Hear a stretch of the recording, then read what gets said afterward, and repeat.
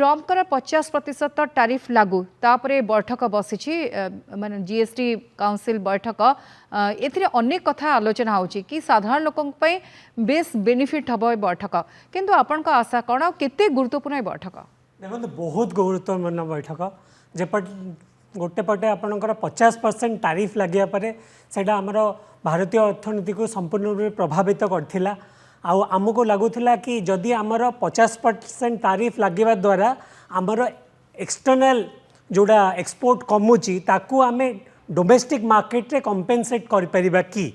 तार गोटे माध्यम हूँ जीएसटी सरलीकरण जदि आपणकर जीएसटी सरलीकरण हो जाऊँगी ताहले आपणकर गोटे कंजप्शन बूस्ट आसब यही चर्चा बहुत दिन लगी आम बहुत थर यहाँ कहीचु आमर जो नित्य व्यवहार्य सामग्री गुड़िक रही जो 18% कि 28% लगुला जीएसटी कंजप्शन को सैटा आफेक्ट करूला आम समस्ते जानी जी नित्य व्यवहार्य सामग्री जदि से जीएसटी कमिज जमी कहूँ 99% सामग्री आपणकर 5% ब्राकेट को पलि आसो ओवर 200 प्रोडक्टर जीएसटी कमिब जहाँफल गोटे कंजप्शन बूस्ट आसो से दरकार थिला आमर इंडियन इकोनॉमी आपड़ जदि देखिए 60 to 70% कंजप्शन ड्रिवेन इकोनॉमी जोटी कंजप्शन एत मात्रा जाऊँगी किंतु किछि दिन मैंने आम देखुले कंजप्शन रे ह्रास करूला एफएमसीजी कंजप्शन ऑल टाइम लो रे थिला कारण आमर परचेजिंग पावर लोकों क्रय शक्ति कमुला गोटे पटे कोविड पर लोकों इनकम कमुला जो जीएसटी बढ़ी जाऊला गोटे टाइम रे इन्फ्लेशन जीएसटी और इन्फ्लेशन दुईटा जो माड़ पड़ूला लोक किणी पार ना जदि आप जीएसटी कमाऊँगी से इन्फ्लेशन कमेब इन्फ्लेशन कमिवा द्वारा आपणकर कंजप्शन बढ़ कंजप्शन बढ़ले आपणकर से ग्रोथ दब सहीटा गोटे आस्पेक्ट रोचे सेकेंड आस्पेक्ट रोचे जोटा कि आम राशनलाइजेशन ऑफ जीएसटी कहती आमर जीएसटी सब सिंप्लीफिकेशन हवा दरकार 4टा स्लैब 5टा स्लैब करके आम अननेसेसरी कॉम्प्लिकेटेड करते 2टा स्लैब रखिए आउ बहुत कंट्री रे गोटे स्लैब भी अच्छी जदि आप गोटे स्लैब रखिए सहीटा भी हो पार तो यहाँ जिनस अच्छे आउ गोटे जिनस आम बहुत थर चर्चा करचे जमी आम देखूँ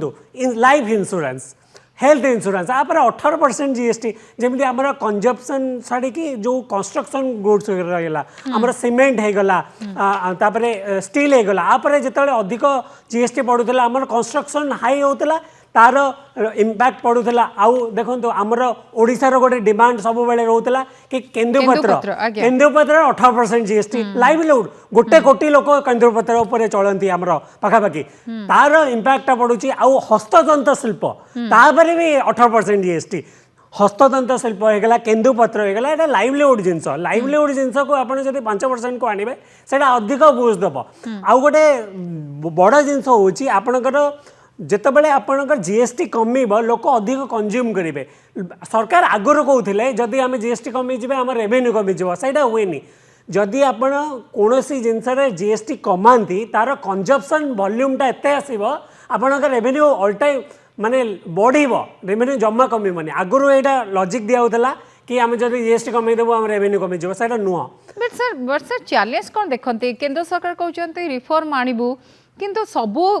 स्टेट देखो आपको ग्रहण करूना किसी स्टेट कहते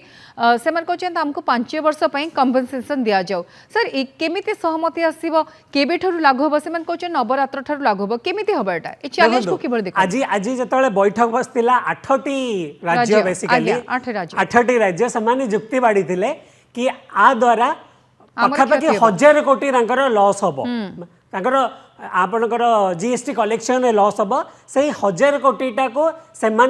केंद्र सरकार को आमर जो जीएसटी लगी से गोटे कंपेनसेशन थिला कि जदि कौन सी राज्यर लॉस होची से कंपेनसेशनटा केंद्र सरकार वहन करेंगे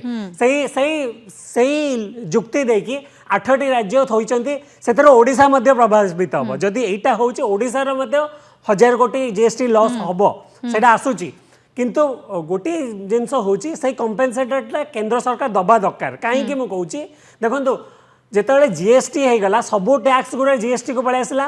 राज्य सरकार विशेष किसी रही माने अर्थ उपार्जन रेवेन्यू जनरेशन सोर्स से सबू जाक देखो GST G all time 1 lakh 2 lakh केंद्र सरकार पाखापाखि 24 लाख कोटी रेवेन्यू आर्न कर जीएसटी रु राज्य सरकार माने तार स्टेट जीएसटी बाबद जी पाँच किंतु